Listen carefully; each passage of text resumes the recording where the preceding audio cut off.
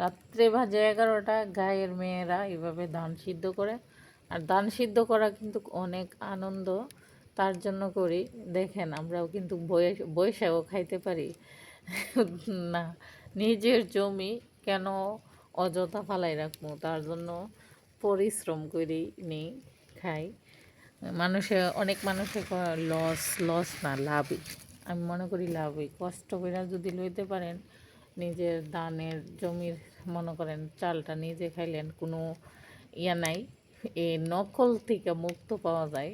গ্রামের এই যে জমি থেকে আসল একদম খাঁটি চাউলটা পাওয়া যাইতেছে, তার জন্য।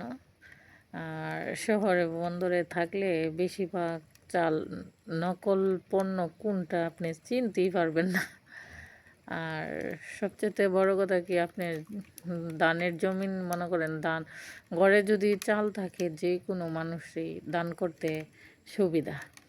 কেন, নিজের ঘরের একটা, আর কিনাটা হইলে আপনার পরিমাপটা তাই অন্যরকম একটা, এটার মাপজোক থাকে। আর নিজের মনে করেন হাতের জমিনের একটা যদি জিনিস থাকে, তাহলে আপনার পরিমাপটা বোঝা যায় না।